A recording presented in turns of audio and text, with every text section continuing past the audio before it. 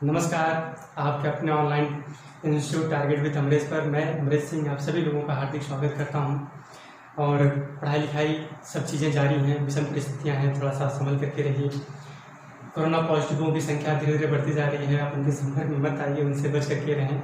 और जहाँ भी आपको इस प्रकार की सूचना मिले वहाँ से जाएँ, वहाँ उस स्थान पर जाने से बचें, क्योंकि जब तक आप अपने आप को नहीं संभाल के रखेंगे तब तक आपका परिवार नहीं सुरक्षित है।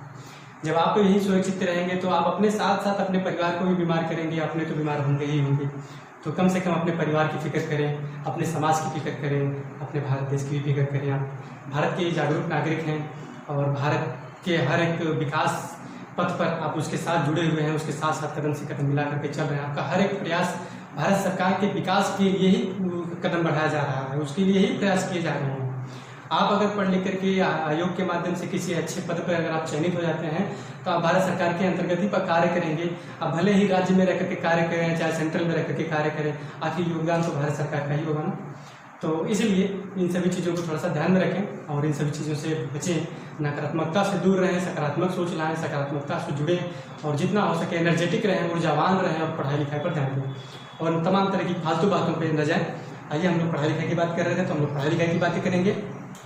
जैसा कि मैं पढ़ा रहा हूँ, डिविजिबिलिटी रूल पढ़ा रहा हूँ, भाज्यता का नियम पढ़ा रहा हूँ और भाज्यता के नियम पे आई थिंक ये तीसरा वीडियो होगा।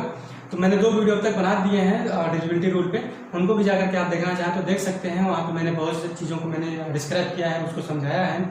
और यहाँ से हमारा ये भाज्यता के नियम का ये पार्ट 3 यानी ये वीडियो जो होगा ये पार्ट 3 वीडियो होगा और इसमें हम लोग कुछ जो छूटी हुई चीज़ें हैं उनको भी इसमें कवर करने का प्रयास किया जाएगा। तो आइए हम लोग शुरुआत करते हैं।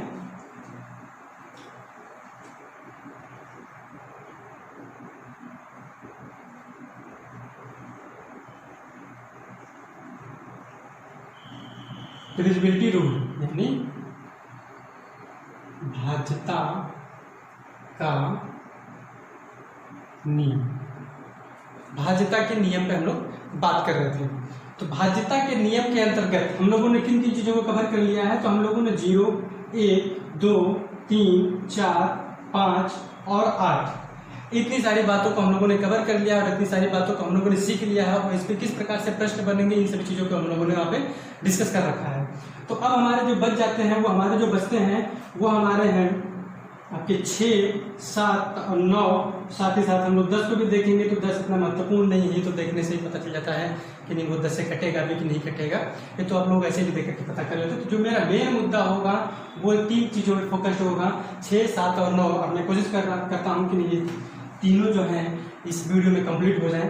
देखते हैं क्या होता है। आइए खैर शुरुआत करते हैं हम लोग। तो हम लोग शुरुआत कर रहे हैं। अगला जो हमारा होगा वो 6 से होगा। भाज्यता के नियम के अंतर्गत 6 से देखेंगे। 6 से भाज्यता का नियम कि 6 से अगर किसी भी संख्या को अगर विभाजित करते हैं तो हमें किस प्रकार से विभाजित करना है, उसको किस प्रकार से चेक करना है कि वो 6 से कट भी रहा है कि नहीं कट रहा है। नहीं कट रहा है तो शेषफल क्या प्राप्त होगा और तमाम तरह की बातें। शेषफल के लिए रिमाइंडर थ्योरम जो होगा वो अलग से एक प्रकार का टॉपिक है, उसको मैं फिर से लेकर के आप लोगों को समझाऊंगा। तो फिलहाल हम यहाँ भाज्यता के नियम की बात कर रहे हैं, तो भाज्यता के नियम को देख लेते हैं। तो जैसा कि यहाँ पे 6 लिखा हुआ है, तो 6 में दो संख्याएं शामिल हैं। 6 में 2 संख्याएं शामिल हैं, 2 और 3। 2 और 3, 2 गुणे 3। जब 2 गुणे 3 करेंगे तो हमें क्या प्राप्त होगा? 6 प्राप्त होगा। यानी 6 में 2 संख्याएं शामिल हैं, 2 और 3 शामिल है। जब 2 और 3 शामिल है तो हमें सबसे पहले पता होना चाहिए 2 की भाज्यता क्या है और उसके साथ साथ हमें ये भी पता होना चाहिए कि वो 3 की भाज्यता क्या है। जब 3 की भाज्यता और 2 की भाज्यता जब दोनों हमें क्लियर हो जाएंगे तो हम 6 की भाज्यता को आराम से कर ले जाएंगे, उसमें कोई हमें प्रॉब्लम नहीं होगी। ठीक है, तो 2 की भाज्यता को आप अच्छे से समझ रहे हैं। अगर आप इस वीडियो को पहली बार देख रहे हैं तो हमारा पिछला वाला वीडियो देखिएगा, पार्ट 1 वाला। उसमें मैंने 2 की भाज्यता के बारे में मैंने बात किया है। इसमें मैंने कहा है कि संख्याओं का अंतिम अंक क्या होना चाहिए, हमें चेक करना है। तो अंतिम अंक को हमें चेक करना है। अगर संख्या का अगर अंतिम अंक अगर 2 से विभाजित हो जा रहा है तो पूरी संख्या 2 से विभाजित हो जाएगी। जैसे यही संख्या, छोटी सी संख्या मैंने लिख दिया कि 872 लिखा हुआ है, तो अंतिम अंक हम देख पा रहे हैं कि यहाँ पे 2 है और 2 को हम 2 से पूरी तरीके से विभाजित कर पाएंगे। तो हम कह सकते हैं कि 872 जो है यह 2 से पूरी तरीके से विभाजित हो जाएगा। ठीक है, क्लियर है? इतनी बातें मैं इस पर ज़्यादा समय वेस्ट नहीं करूँगा क्योंकि ये सारी बातों को मैंने समझा चुका है। आइए 3 की बात कर रहे हैं। तो 3 के बारे में मैंने बात किया था कि इसके बारे में मैंने बताया था कि संख्याओं का योग हमें क्या करना है, संख्याओं का योग करना है, संख्याओं को जोड़ देना है।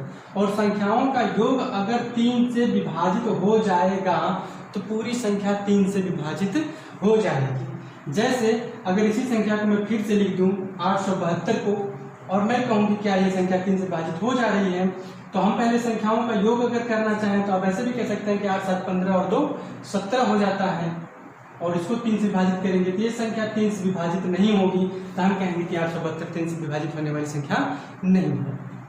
तो इस तरीके से विभाजित करना नहीं है। इसको विभाजित करने का तरीका मैंने आपको बताया था कि यहीं से विभाजित करिए। जैसे 7 और 2 हो गया, 7 2 9 मिलकर के 3 से विभाजित हो गए, 7 2 9 और 9 3 से विभाजित हो गया, बचा 8 और 8 को विभाजित करेंगे तो हम कहेंगे 3 गुना के 6, 6 और 2 8, यानी शेषफल के रूप में हमें क्या प्राप्त होगा 2। तो हम कह सकते हैं कि यह 872 3 से विभाजित नहीं। क्लियर? तो आइए इन सभी चीज़ों को हम लोग क्लियर कर लिया।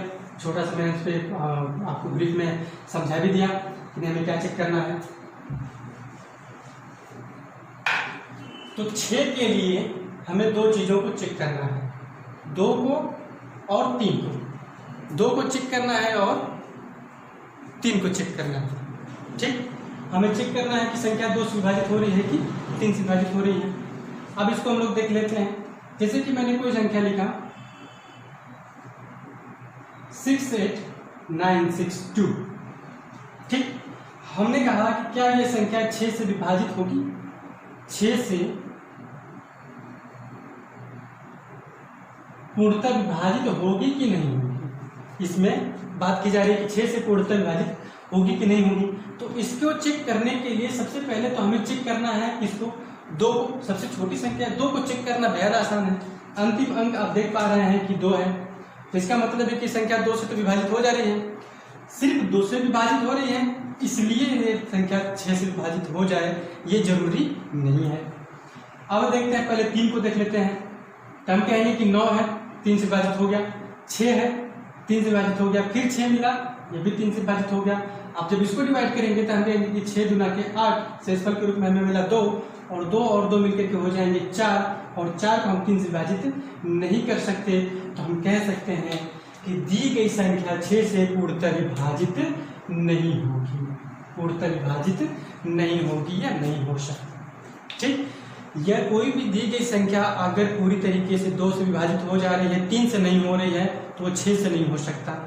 दी गई संख्या अगर 3 से विभाजित हो जा रही है, 2 से विभाजित नहीं हो रही है, तब भी वह 6 से विभाजित नहीं हो सकती। इसको मैं लिख लिख करके बताऊं, कंफ्यूज मत होइए।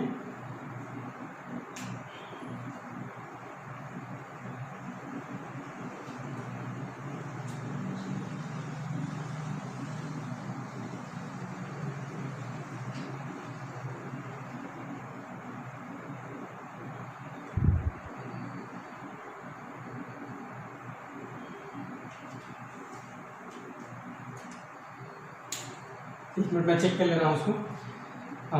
आइए मैं बताते चेक कर रहा हूँ। अब ये जो संख्या लिखी गई है, अगर मैं इसको कहूँ कि क्या ये संख्या 6 से विभाजित हो जाएगी, तो सबसे पहले आपने 2 को देखा, आपने कहा कि अंत में 7 है, अंत में क्या मिला आपको 7 मिला, और 7 2 से विभाजित नहीं होगा, तो 3 को चेक करने की कोई जरूरत ही नहीं है। हम डायरेक्टली कहेंगे कि ये संख्या 6 से विभाजित नहीं हो सकती। क्लियर है इतनी बात है ना, समझ में आ रहा है आपको? अब मैंने कोई संख्या लिखा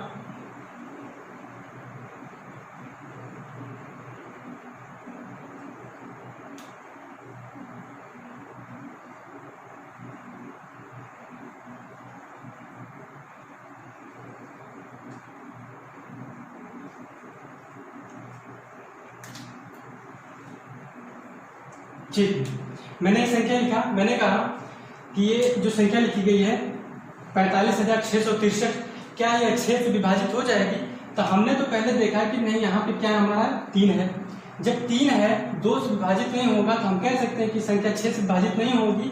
लेकिन यह संख्या देखिए 3 से विभाजित हो जाएगी।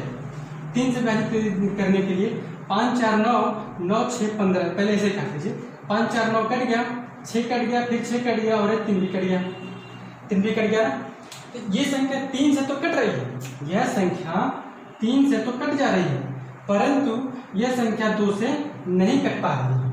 तो आपने देखा, मैं इसको समझाने का मेरा मतलब ये था कि आपने देखा कि ये जो संख्या थी ये 2 से कट रही थी, 3 से नहीं कट रही थी, ठीक। और ये जो संख्या थी ये 3 से कट रही है पर 2 से नहीं कट रही है। इसके बावजूद भी ये दोनों संख्याएं 6 से विभाजित नहीं हो सकती। क्यों नहीं हो सकती? क्योंकि ये 3 से नहीं कट रही है, यह 2 से नहीं कट रही है। जब हमें क्या है, हमें रिक्वायरमेंट है कि संख्याओं को 2 और 3 से दोनों से विभाजित होना चाहिए। क्लियर है बात है?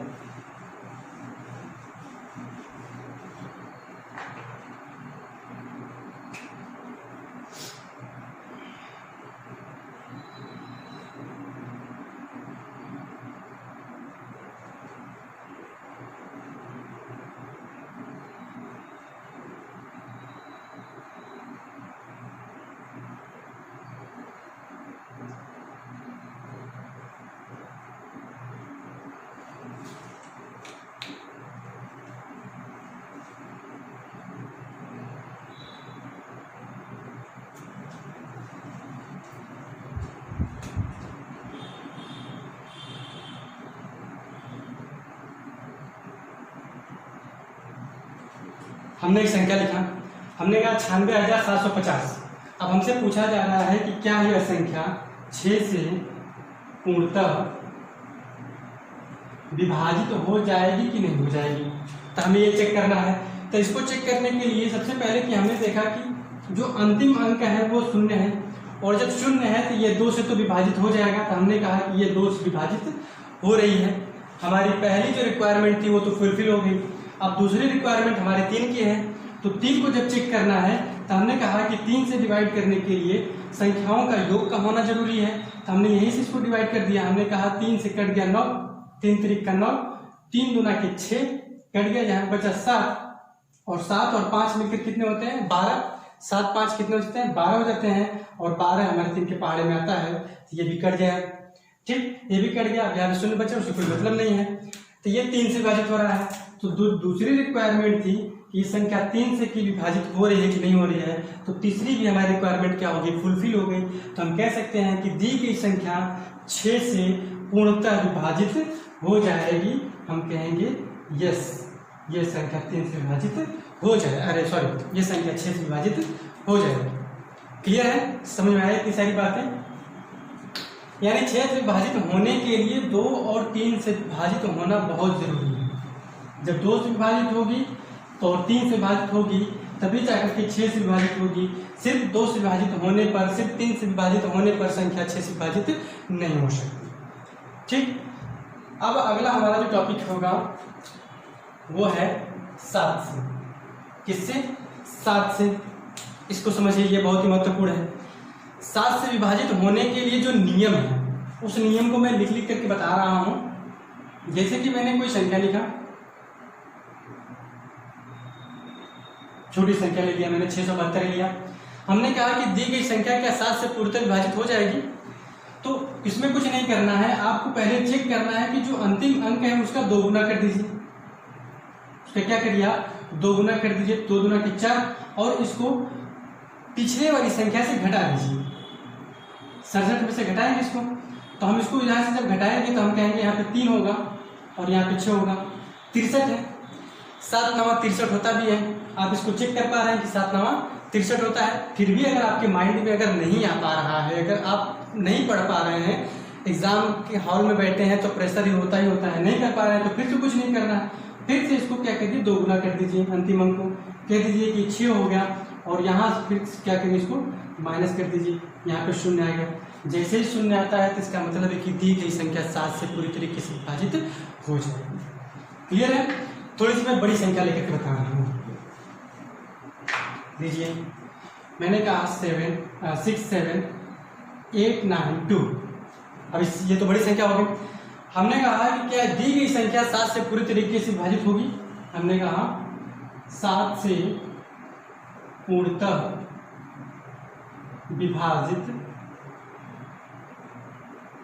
होगी कि नहीं होगी? Question mark. ठीक, दी गई संख्या 7 से पूर्णतः विभाजित होगी कि नहीं होगी, पहले इसको चेक करना है। तो इसको चेक करना है तो अब इसमें तो हम 7 से पूरा भाग दे नहीं सकते ना। जब इसमें भाग नहीं दे सकते, आपको कुछ नहीं करना है, बस यहाँ पे दी गई संख्या को दोगुना करना है। हर एक संख्या को दोगुना करना है, पूरी संख्या को दोगुना नहीं करना है, एक संख्या को दोगुना करते चले जाइए और उसको घटाते चले जाइए। तो हमने कहा यहाँ 4 है, अब इसको दी गई संख्या में से घटा दीजिए, दी गई संख्या में से घटा दीजिए। तो हमने कहा कि यहाँ पे क्या निकल करके है, 5, 8, 7, इधर 6 हो गया। फिर गुना करिए, दोगुना कर दीजिए इसका 10, 5 गुना के 10। फिर शेष बची संख्या में से इसको माइनस कर दीजिए, शेष बची संख्या में से क्या करना है, इसको माइनस कर देना है। तो यहाँ पे तो 8 हो जाएगा और यहाँ पे 6 हो जाएगा, फिर 6 हो जाएगा। ठीक, फिर भी नहीं चेक कर पा रहे हैं तो फिर कुछ नहीं करना है, फिर इसको फिर दोगुना कर दीजिए, 8 गुना के 16। फिर क्या करना है, इसको घटा दीजिए इसमें से, इसको इसमें से घटा दीजिए। जब इसमें से घटाएंगे तो हमें क्या प्राप्त होगा, यहाँ पे 0 प्राप्त होगा और यहाँ पे 5 प्राप्त हो गया, यानी 50। वो हमें संख्या प्राप्त क्या होगी, 50। और आप अच्छे से जानते हैं कि 50 जो है वो 7 के पहाड़े में नहीं आता, 50 जो है 7 के पहाड़े में नहीं आता। इसलिए दी गई संख्या 7 से पूरी तरीके से विभाजित नहीं होगी, पूरी तरीके से विभाजित नहीं हो सकती। क्लियर है इतनी सारी बातें? अब मैं एक प्रश्न ले रहा हूं 7 से विभाजित होने वाला, जो 7 से विभाजित हो जाए उसके लिए मैं बात कर रहा हूं। जैसे कि मैंने एक संख्या लिया 343, आप जैसे इससे परिचित होंगे, ये 7 का क्यूब है, ये संख्या 7 से विभाजित हो जाती है क्योंकि 7 का क्यूब है तो 7 से विभाजित होगी।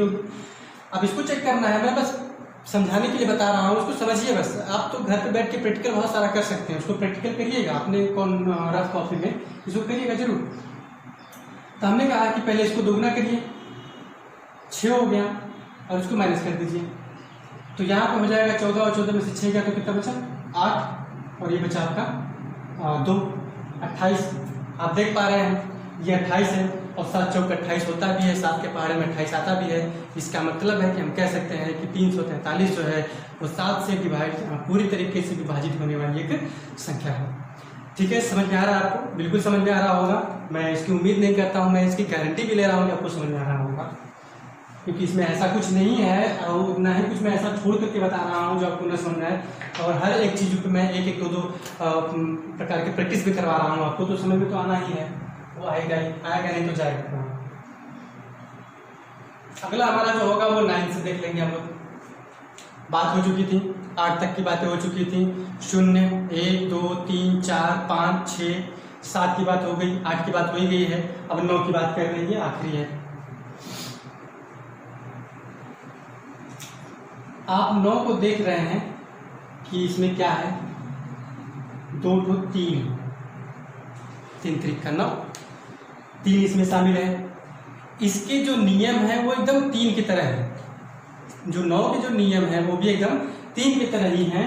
यानी हम इसमें भी कह सकते हैं कि हमें क्या करना है, तो संख्याओं का योग करना होगा। हमें क्या करना होगा, तो हमें संख्याओं का योग ही करना होगा। संख्याओं का योग अगर 9 से पूरी तरीके से विभाजित हो रहा है तो दी गई संख्या भी 9 से पूरी तरीके से विभाजित हो जाएगी।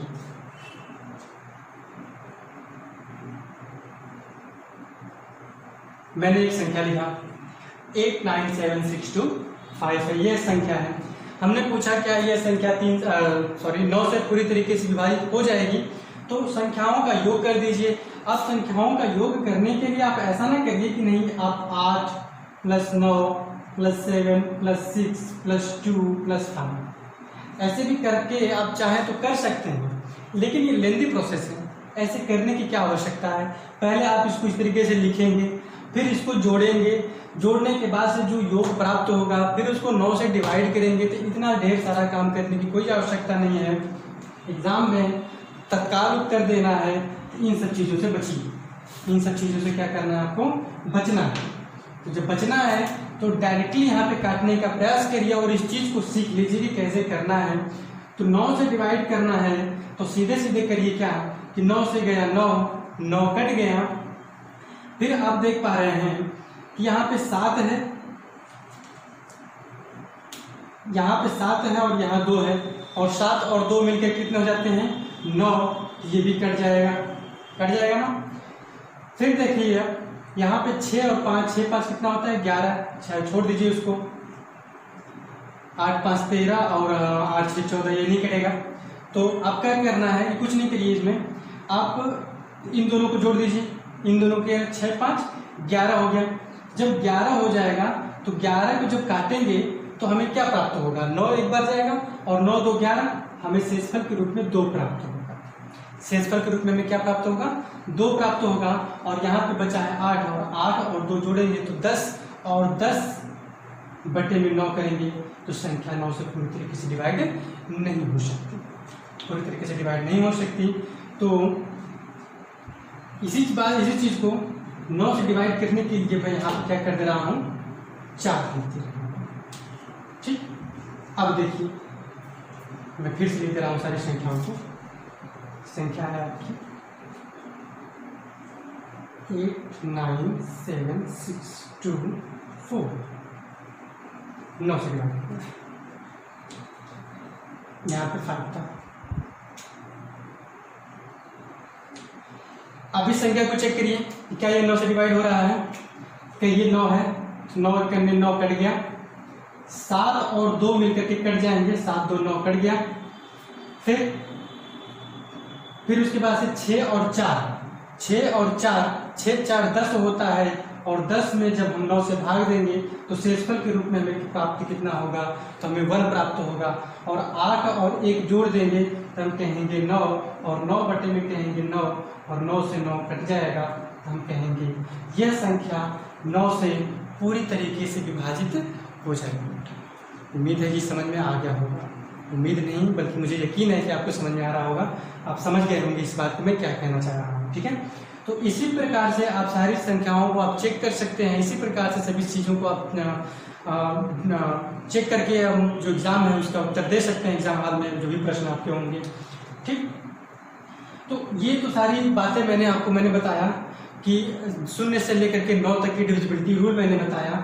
अब कुछ थोड़ी सी चीज़ें रह गई हैं, उसको मैं थोड़ा सा क्लियर कर दूँ। 10 की बात अगर सोच रहे हैं आप कि नहीं, अगर 10 का नियम अगर बताया जाए तो 10 का नियम बहुत ही आसान होता है। संख्या का अंतिम अंक देख लीजिए, अगर संख्या के अंतिम में अगर 0 मिल रहा है तो संख्या पूरी तरीके से कट जाएगी, जैसे कि ये लिखा हुआ है। अगर इसको कोई पूछा जाए कि क्या ये 10 से कट जाएगा तो हम कहेंगे नहीं, ये 10 से नहीं कटेगा।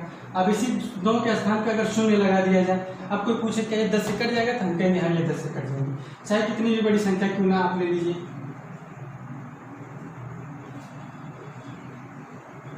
ये मैंने एक संख्या लिया, कोई पूछा क्या 10 से कटेगा, हमने अंतिम का देखा कि 0, हमने कहा हाँ ये 10 से कट जाएगा। अब इसी 0 के स्थान पर अगर 9 लिख दिया जाता है और कोई कहता है क्या ये कटेगा तो हम कहेंगे ये कटेगा। तो 10 बहुत ही आसान है, एकदम 5 की तरह है। 5 के लिए भी क्या होना चाहिए, अंतिम में 0 होना चाहिए या तो 5 होना चाहिए। मैंने बात किया था 3 और 9 की बात किया था, 3 और 9 दोनों सेम थे। फिर मैंने बात किया था 2 4 और 8 की मैंने बात किया था, ये 2 बातें मैंने की थी। ठीक, एक बात ध्यान रखिएगा, जो संख्या 9 से कटेगी, जो संख्या 9 से कटेगी वह संख्या 3 से भी कट जाएगी पूरी तरीके से। जो संख्या 9 से कटेगी वह संख्या 3 से पूरी तरीके से कट जाएगी। लेकिन जो संख्या 3 से कटेगी जरूरी नहीं है कि वो संख्या 9 से भी कटे। ठीक, वह 9 से नहीं कट सकती, क्योंकि वो 9 बड़ी संख्या है। 9 का जब पहाड़ा पढ़ेंगे तो 9 के 9 9 दूना के 18 होता है, और जब 3 का पहाड़ा पढ़ेंगे तो 3 9 से पहले ही 3 के 3 3 दूना 6 मिल जाएगा। जैसे आपको संख्या में 6 मिल जाए तो नहीं कट सकता, ये 9 से नहीं कट सकता, 3 ही से कटेगा। ठीक, 3 मिल जाए 3 से ही कटेगा, 9 से नहीं कटेगा। फिर उसके बाद से 12 मिल जाए, ये 9 से नहीं कटेगा। 15 हो जाए, ये भी 9 से नहीं कटेगा। फिर जब 18 पे आएंगे तब तो कटेगा 9 से। ठीक, यानी शुरुआत कहाँ से हो रही है, 9 से, तो 9 के बाद डायरेक्टली 18, 9 के बाद डायरेक्टली 18। इसका मतलब है कि जो संख्या 3 से कटेगी वह संख्या जो संख्या 9 से कटेगी, जो संख्या 9 से कटेगी वह संख्या 3 से भी कटेगी, जो संख्या 9 से कटेगी वह संख्या 3 से भी कटेगी। क्लियर है? जो संख्या 3 से कटेगी, जो संख्या 3 से कटेगी वह संख्या 9 से कटे, ये जरूरी नहीं है। जो संख्या 3 से कटेगी वो जरूरी नहीं कि वो संख्या 9 से कटे, क्योंकि 3 से, तो ये जरूरी वाली बात मैं इसलिए कह रहा हूँ क्योंकि 3 के पहाड़े में 18 भी आता है ना। 3 के पहाड़े में 18, जब मैं अगर सीधे सीधे मैं कहूँ कि जो संख्या 3 से कटे, जो संख्या जो है 3 से कटेगी वो संख्या 9 से भी नहीं कटेगी, 9 से भी बिल्कुल नहीं कटेगी, ऐसा कहना गलत है, क्योंकि 3 से 18 भी कटेगी और 3 से 9 भी कटेगी। इसलिए मैं बोल रहा हूँ कि जो संख्या 3 से कटेगी वो जरूरी नहीं है कि वो संख्या 9 से भी कट जाए। कुछ संख्याएं कटेंगी, कुछ संख्या नहीं कटेंगी, जैसे कि 18 है, जैसे कि 27 है, जैसे कि 9 चौके 36 है। ठीक, ये सारी संख्याएं 3 से भी कट रही है, 9 से भी कट रही हैं। लेकिन अब वही बात करें कि 6 है, 3 है, 12 है, 15 है, फिर 21 है, 24 है, ठीक है, 30 है, ये सारी संख्याएं 3 से तो कट रही हैं लेकिन 9 से नहीं कट रही हैं। ठीक, तो क्लियर हो गया। अब यहाँ पर आइए, जो संख्या 8 से कटेगी वह संख्या 4 से भी कटेगी और 2 से भी कटेगी। यानी आप इधर जा सकते हैं, इधर क्या हो सकते हैं, आप जा सकते हैं। जो संख्या 8 से कटेगी वह संख्या 4 से भी कटेगी और 2 से भी कटेगी। जो संख्या 4 से कटेगी वह संख्या 2 से भी कटेगी। जो संख्या 4 से कटेगी वह संख्या 2 से भी कटेगी। लेकिन जो संख्या 2 से कटेगी जरूरी नहीं है कि वो संख्या 4 से भी कट जाए और 8 से भी कट जाए। ठीक, क्लियर भी बात है। अब दूसरी बात, पॉइंट नंबर ये 1 था कि जो संख्या 8 से कटेगी वह 4 और 2 से भी कटेगी। पॉइंट नंबर 2, जो संख्या 4 से कटेगी वह संख्या 2 से भी कटेगी, पर जरूरी नहीं है कि वो संख्या 8 से कटे। पॉइंट नंबर 3, कि जो संख्या 2 से कटेगी जरूरी नहीं है कि वो संख्या 4 से भी कटे और 8 से भी कटे। पॉइंट नंबर 4, जो संख्या 4 से कटेगी वह संख्या 2 से तो कटेगी, पर जरूरी नहीं कि वो संख्या 8 से भी कटे, वो संख्या 8 से भी कटे। और 8 के बारे में मैंने बता दिया है आपको। ठीक, यहाँ पे 4 पॉइंटों को मैंने यहाँ पे आपको समझाया, मैंने फिर से समझाया, फिर से सुनिए और अच्छे से सुनिए। जो संख्या 8 से कटेगी वह संख्या 2 और 4 से भी कटेगी। जो संख्या 4 से कटेगी वह संख्या 2 से तो कटेगी, पर जरूरी नहीं कि वह संख्या 8 से भी कटे। जो संख्या 2 से कटेगी वह संख्या जरूरी नहीं कि 4 से भी कटे और 8 से भी कटे। क्लियर होगी बात? ठीक, तो वही मैं इन सारी बातों को यहाँ पे डिस्कस किया। तो 2, 4, 8 में ये बात ध्यान रखिएगा और 3 और 9 में इस बातों को ध्यान रखिएगा। इस वाली बात में भी मैं इस तरीके से लिख करके बता सकता हूँ, आप अगर चाहूँ तो मैं बता सकता हूँ, लेकिन मैं जानता हूँ कि आपको समझ में आया होगा। न समझ में आया तो फिर बताइएगा, मैं और थोड़ा सा विस्तार करूँगा, इसको लिख करके और अच्छे से बताने का प्रयास करूँगा। ठीक है, तो इतनी मैंने सारी आप लोगों को बताई। और यहाँ से डिविजिबिलिटी रूल का जो है नियम होता है वो लगभग खत्म हो गया है। अभी हमारे जो कुछ डिविजिबिलिटी रूल हो जाते हैं, जैसे कि हमारे 11 के हो गए और कुछ और संख्या होंगी। 12 की तो बात ही नहीं करना। 12 की बात अगर करते हैं तो 12 में आप देखिए क्या आपको शामिल है। तो 12 में आपको 4 और 3 शामिल है। जो संख्या अगर 12 की डिविजिबिलिटी रूल की अगर बात कर रहे हैं तो 12 में क्या शामिल है, 4 शामिल और 3 शामिल है। तो 4 का नियम जानते हैं और 3 का नियम जानते हैं, तो इसका मतलब है कि आप 12 का नियम भी अच्छे से जानते हैं, क्योंकि 4 के लिए अंतिम 2 अंक और 3 के लिए संख्याओं का योग कर देंगे तो संख्या 12 से वो कट जा रही है, तो संख्या 12 से भी कट जाएगी। 11 के लिए नियम अगले वाले में वीडियो में बताऊंगा। इसी प्रकार से अगले वाले वीडियो में जैसे जाते हैं, जैसे कि 12 के बाद 13 हो जाता है, फिर 14 हो जाता है। तो 14 की अगर बात किया जाए तो देखिए इसमें क्या क्या शामिल है, 7 है और 2 है। तो 2 का नियम आना चाहिए और 7 का नियम आना चाहिए। फिर अगर 15 की बात करते हैं तो इस 15 में क्या है, तो 3 है और 5 है। तो 3 का नियम आना चाहिए, 5 का नियम आना चाहिए। तो 3 और 5 का नियम, 7, 2 का नियम, 3, 4 का नियम, ये सारे नियम मैंने तो आपको पढ़ाई दिया है, मैंने आपको बताई दिया इसके बारे में विस्तार से। तो इस प्रकार से आप सीख पाते हैं। बचा हमारा है 11 और 13। तो इसको हम अगले वीडियो में कवर करने का प्रयास करेंगे। इतना महत्वपूर्ण भी नहीं है, लेकिन फिर भी मैं बता रहा हूँ तो मुझे मेरी जिम्मेदारी बनती है, मेरा कर्तव्य बनता है कि इन सभी चीज़ों को भी मैं डिस्कस करूँ। तो डिविजिबिलिटी रूल के अंतर्गत ही उन सभी चीज़ों को एक नए टॉपिक के अंतर्गत मैं नया टॉपिक लेकर के आऊँगा, उसमें थोड़ी सी ये सारी बातें उसको मैं शामिल करूँगा, उसको मैं बता दूंगा और उसके बाद हम लोग आगे वाले प्रश्नों पर बात करेंगे। अब यहाँ से हमारा नंबर सिस्टम जो बेसिक अंडरस्टैंडिंग थी वो धीरे धीरे कंप्लीट हो रही है। अब धीरे धीरे हम प्रश्नों पर आएंगे। अब इसके बाद से हम लोग धीरे धीरे क्वेश्चन लेंगे और क्वेश्चन उठाएंगे और वहाँ से हम सारी बातों को अपने रखेंगे भी और वहाँ से अपना कॉन्सेप्ट भी क्लियर करेंगे। और हम ये भी देखेंगे कि हम प्रश्नों को 30 सेकेंड के अंदर, जी हाँ, सिर्फ 30 सेकेंड के अंदर हल करने के काबिल है कि नहीं। यहाँ पे हम बताएंगे, हम जब बताएंगे तो हो सकता है कि 30 सेकंड से अधिक हो, क्योंकि भाई मुझे बताना है, एक्सप्लेन कर करके बताना है, आपको करना है। जब मैं करूँगा तो 30 सेकंड से पहले ही करूँगा मैं उसको, लेकिन जब बता रहा हूँ तो उसके लिए तो टाइम टेकन होना है पड़ेगा ना, टाइम लेकर के बताएंगे। अगर 30 सेकंड में अगर मैं ही हल कर दूँ, उसको सॉल्व कर दूँ, तो आपको समझ में क्या आएगा, हवा ही हो जाएगा, ऊपर छोड़ जाएगा, उसकी हवा तक नहीं लगेगी आपको। तो खैर, जब मैं अगला वीडियो लाऊंगा तो उसमें और सारी बातें, ढेर सारी बातें होंगी। आपको वीडियो मेरा कैसा लगा, इसमें अपनी प्रतिक्रिया, सकारात्मक प्रतिक्रिया जरूर दीजिएगा। वीडियो को लाइक करिए, शेयर करिए, चैनल को सब्सक्राइब जरूर करिए, इसको बिल्कुल मत भूलिए, बेल आइकन को भी दबाइए। हमारे साथ साथ और भी लोग इसका बेनिफिट उठा सकें, इसलिए अपने मित्र यार जितने भी लोग हैं उन लोगों के साथ इसको शेयर करेंगे तो वो लोग भी इसका लाभ उठाएंगे। आपकी मेहनत के साथ साथ हमारी मेहनत भी रंग लाएगी और दोनों की जब मेहनत रंग लाएगी तो फिर नई ऊंचाइयों को हम लोग प्राप्त करेंगे, आप भी प्राप्त करेंगे। साथ ही साथ आप सफल होंगे तो आपकी सफलता के पीछे हम भी हैं, हम भी सफल ही होंगे। आपकी सफलता में ही हमारी सफलता है। आज के लिए बस इतना ही रहते हैं, फिर अगले वीडियो में मुलाकात करते हैं, तब तक के लिए धन्यवाद।